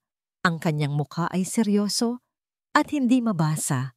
At si Isabela Montenegro, nakaupo sa isang sopa na parang isang reyna sa kanyang trono. Nang makita niya si Lyra, isang ngiti ng pagtatagumpay ang sumilay sa kanyang mga labi. Akala niya, ipinatawag si Lyra para muling hiyain, para tuluyan ng isara ang kaso. Well, look who's back, sabi ni Isabela sa isang tonong mapang-asar. Hindi ka pa ba nadala? O baka naman nandito ka para humingi ng pera kapalit ng iyong pananahimik? Hindi sumagot si Lyra. Tumingin lang siya na nang diretso kay Don Ricardo, naghihintay. Salamat sa pagdating mo, Lyra, sabi ni Ricardo. Ang kanyang boses ay kalmado ngunit may bigat. Ito ang unang pagkakataon na tinawag siya nito sa kanyang unang pangalan. Lumapit si Ricardo sa gitna ng silid. Tumingin siya kay Isabela. Isabela, simula niya. Ipinatawag kita dahil meron tayong kailangang linawin tungkol sa merger at tungkol sa atin. Ngumiti si Isabela. Of course, darling. Anong problema? Ang problema, Isabela, sabi ni Ricardo. Ang kanyang boses ay dahan-dahang tumitigas, ay ang mga kasinungalingan na wala ang nangiti sa mukha ni Isabela. Anong ibig mong sabihin? Hindi sumagot si Ricardo. Sa halip, kinuha niya ang isang maliit na voice recorder mula sa kanyang bulsa. Ipinatong niya ito sa center table. Sa tingin ko, pamilyar ka sa boses na ito, sabi niya, at pinindot niya ang play. Ang boses ni Isabela, malinaw at matagumpay, ay pumuno sa buong silid. Isinisiwalat ang bawat detalye ng kanyang madilim na plano. Ang tungkol sa paggamit kay Ricardo, sa pagmamanipula sa bata, sa planong pag-agaw sa Villena Corp. Ang kulay sa mukha ni Isabela ay unti-unting nawala. Napalitan ito ng pamumutla ng gulat at pagkatapos ay ng galit. Tila isang maskara ang biglang natanggal sa kanyang mukha. Inilalantad ang tunay na anyo sa ilalim nito. Saan? Saan mo nakuha yan? Nanginginig niyang tanong. That's illegal. Hindi yan totoo. Hindi totoo? Tanong ni Ricardo. Kung gayon, paano mo maipapaliwanag ang mga dokumento mula sa bangko sa Singapore? Ang mga ulat tungkol sa nalulugi mong kumpanya? O baka naman, gusto mong pag-usapan kung paano aksidenteng naiwan ang isang folder sa aking mesa sa mismong araw na alam mong si Lyra ang maglilinis doon? Bawat tanong ay parang isang pako na lalong nagbaon kay Isabela sa kanyang kinasasadlakan. Wala na siyang masabi. Ang kanyang matatalinong mga salita ay naglaho. Ang kanyang eleganteng tindig ay gumuho. Tumingin siya kay Lyra nang may sukdulang pagkamuhi. Ikaw, kasalanan mo to. Isa kang mga agaw. Sa wakas, nagsalita si Lyra. Ang kanyang boses ay hindi malakas, ngunit puno ng bigat at dignidad. Wala po akong inagaw sa inyo, ma'am, sabi niya, dahil ang isang bagay na kinuha sa pamamagitan ng panlilinlang ay hindi kailanman naging tunay na sa inyo. Ang simpleng katotohanan iyon ang tuluyang nagpatahimik kay Isabela. Tinalikuran na siya ni Ricardo. Ang pagtingin niya dito ay hindi na galit, kundi awa. Awa sa isang taong nasilaw sa kapangyarihan at pera. Sumenya siya sa dalawang gwardiya na kanina patahimik na naghihintay sa may pinto. Pakisamahan niyo si Miss Montenegro palabas. Utos niya, ang boses ay pinal. Sinubukang magpumiglas ni Isabela. Ricardo, hindi mo pwedeng gawin to sa akin, Ricardo. Ngunit walang nakinig. Habang kinakaladkad siya palabas, ang kanyang mga sigaw ay naging mga walang saysay na alingaw-ngaw sa malawak na mansyon, nang sa wakas ay tumahimik na, naiwan ang tatlong tao sa sala, si Ricardo, si Lyra at si Ellie, na lumabas pala mula sa kanyang silid nang marinig ang kaguluhan at tahimik na nanood sa may hagdanan. Humarap si Ricardo kay Lyra, ang kapangyarihan at ang yabang sa kanyang tindig ay nawala. Ang natira ay isang lalaking puno ng pagsisisi. Lyra, sabi niya, ang kanyang boses ay basag. Walang salita ang makakapagsabi kung gaano ako nagsisisi. Ngunit bago pa man siya makapagsalita, isang boses ang pumutol sa kanya. Ang kasalanan mo ay hindi lang sa kanya, Papa. Lumingon silang dalawa. Doon, sa paanan ng hagdanan, nakatayo si Ellie. Dahan-dahan itong lumapit. Tumingin si Ricardo sa kanyang anak at pagkatapos ay kay Lyra. Nakita niya ang 2 taong nasaktan niya ng husto dahil sa kanyang pagiging bulag.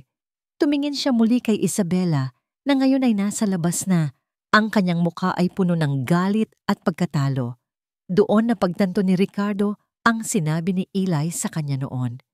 Pinalayas mo siya. Ngunit sa isip ni Ricardo, ang mga salitang iyon ay may bago ng kahulugan. Pinalayas mo ang maling tao. Ang pag-amin ni Ricardo ay nag-iwan ng isang mabigat, ngunit malinis na katahimikan sa silid. Ang lahat ng kasinungalingan ay nailantad na. Ang lahat ng maskara ay natanggal na.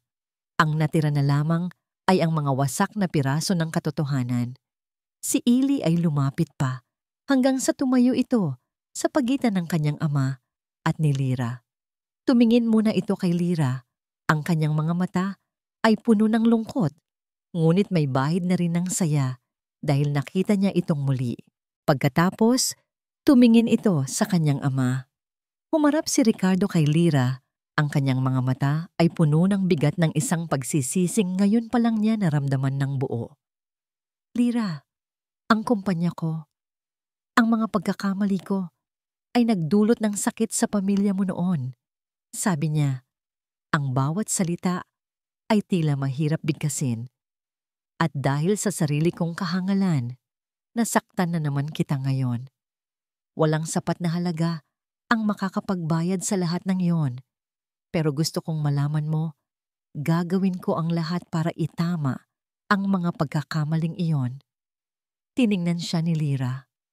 Nakita niya sa kanyang mga mata ang isang bagay na hindi niya pa nakikita dati. Pagpapakumbaba. Hindi na ito ang Don na mayabang, ang CEO na walang emosyon. Ito ay isang lalaking nagkamali, isang amang nasaktan, isang taong naligaw. Ang tungkol po sa nakaraan, mahinang sabi ni Lyra, matagal na po naming sinubukang kalimutan yon. Ang pagpapatawad po ang tanging paraan para makalaya kami sa sakit. Ang mga salita ni Lyra, simple ngunit puno ng bigat, ay tumagos sa puso ni Ricardo. Pagpapatawad. Isang bagay na hindi niya madalas isipin sa mundo ng negosyo. Pagkatapos, lumuhod si Ricardo. Hindi ng buo, ngunit sapat para magpantay ang kanilang mga mata ni Ellie. Ang kilos na yon para sa isang Don Ricardo Villena ay mas makahulugan pa kaysa sa 1,000 salita ng paghingi ng tawad. Ellie, sabi niya, ang kanyang boses ay nanginginig sa emosyon na matagal niyang itinago. Anak, patawarin mo ako. Hindi niya sinabing patawarin mo si Papa. Sinabi niya, patawarin mo ako. Isang pag-amin, hindi lang bilang isang ama, kundi bilang isang tao. Patawarin mo ako dahil hindi ako nakinig. Patawarin mo ako dahil naging bulag ako sa sakit na nararamdaman mo. Patawarin mo ako dahil mas pinahalagahan ko ang paghahanap ng solusyon kaysa sa pagiging ama mo. Ang mga luha na hindi pumatak noong namatay si Althea, ang mga luhang ibinaon niya sa ilalim ng kanyang pagiging matigas, ay nagsimula ng mamuo sa kanyang mga mata. Si Eli, na puno ng galit ilang araw pa lang ang nakalipas, ay nakita ang kanyang ama sa unang pagkakataon. Hindi ang makapangyarihang Don, hindi ang abalang CEO. Nakita niya ang kanyang papa, isang papa na nasasaktan din pala.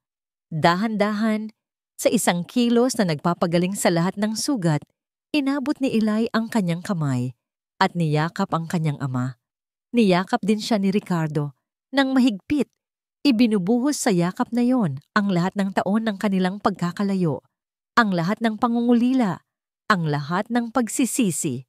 Si Lyra, na nakatayo sa gilid ay tahimik na nanonood, ang sarili niyang mga mata ay puno na rin ng luha. Ngunit ang mga ito ay luha ng pag-asa. Nang maghiwalay sa yakap ang mag-ama, pareho silang tumingin kay Lyra. Hindi ko na maibabalik ang mama mo, Ellie, sabi ni Ricardo sa anak habang nakatingin kay Lyra. At hindi ko pwedeng pilitin ang isang tao na puna ng lugar na yon. Pero siguro pwede tayong magsimulang muli bilang isang bagong pamilya. Tumingin siya kay Lyra. Ang tanong sa kanyang mga mata ay malinaw. Hindi ito isang alok na maging asawa o maging bagong matriarch.